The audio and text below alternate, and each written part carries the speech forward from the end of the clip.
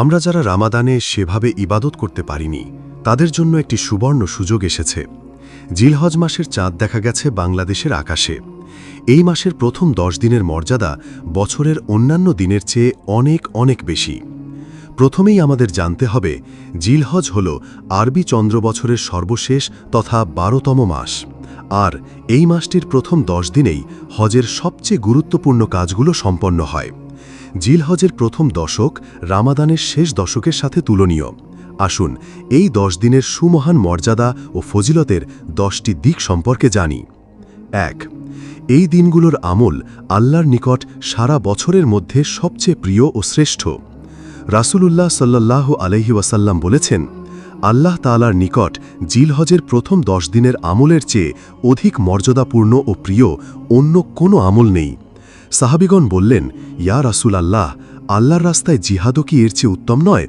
তিনি বললেন, না, আল্লাহর রাস্তায় জিহাদও নয়, তবে যে ব্যক্তি তার জান ও মাল নিয়ে জিহাদে ঝাঁপিয়ে পড়ল এবং এর কোনোটি নিয়েই আর ফিরে এলো না, অর্থাৎ শহীদ হয়ে গেল, তার কথা ভিন্ন।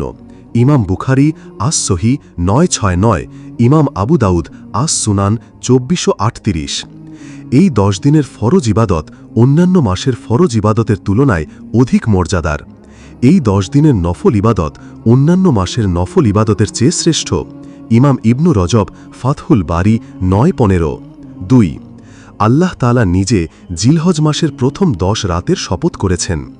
আল্লাহ তাআলা বলেন, শপথ ভোরবালার, শপথ 10 রাতের, সূরা ফাজর আয়াত 1-2। সাহাবীগণের মধ্যে কোরআনের সর্বশ্রেষ্ঠ ব্যাখ্যাকার ইবনু আব্বাসরা, শীর্ষ তাবিঈগণ ও মুফাসসিরগণের মতে এখানে 10 রাত দ্বারা জিলহজ মাসের প্রথম 10 রাতকেই বোঝানো হয়েছে। ইমাম ইবনু কাসির রাহমাতুল্লাহ বলেন, এটিই বিশুদ্ধ মত।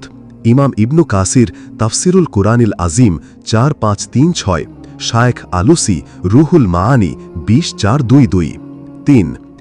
এগুলো সেই নির্দিষ্ট দিন যেগুলোতে বিশেষভাবে আল্লাহর নাম স্মরণ করা হয়।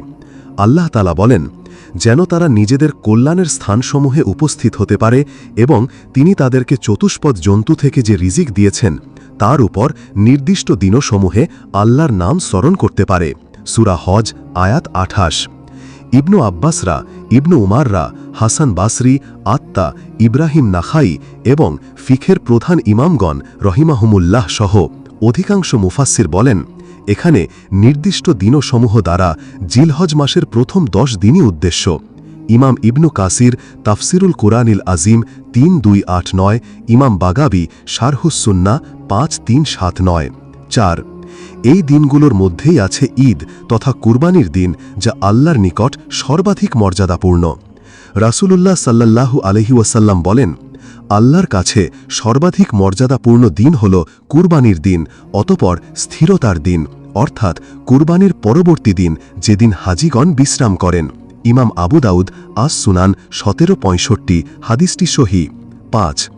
এই দিনগুলোর মধ্যেই অন্যতম শ্রেষ্ঠ ইবাদত হজের প্রধান কাজগুলো সম্পন্ন করা হয়। আল্লাহ তাআলা বলেন, হজের মাসগুলো সুদিদিত, সুনির্ধারিত। সূরা বাকারা আয়াত 197। 6. এই দিনগুলোর মধ্যেই আরাফার সুমহান দিনটি রয়েছে, যে দিনটি অনন্য ও অসাধারণ। রাসূলুল্লাহ সাল্লাল্লাহু আলাইহি ওয়াসাল্লাম বলেন, অন্যান্য দিনের তুলনায় আরাফার দিনে আল্লাহ তাআলা বান্দাকে সবচেয়ে বেশি জাহান্নাম থেকে মুক্তি দিয়ে থাকেন। ইমাম মুসলিম আস সহি 3179। 7. জিলহজ মাস সম্মানিত 4 মাসের একটি। আল্লাহ তাআলা বলেন, নিশ্চয়ই আল্লাহর নিকট সংরক্ষিত ফলকে বছরে মাসের সংখ্যা 12টি। আসমানসমূহ ও পৃথিবী সৃষ্টির দিন থেকে তার মধ্যে 4টি মাস সম্মানিত। সূরা তাওবা আয়াত 36।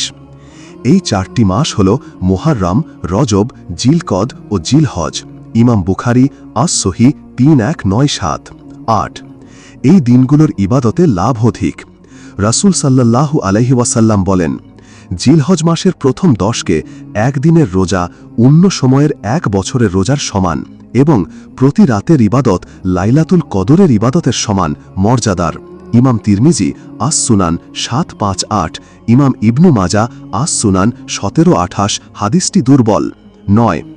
এই দিনগুলোতে সব মৌলিক ও গুরুত্বপূর্ণ ইবাদত সম্পন্ন হয়।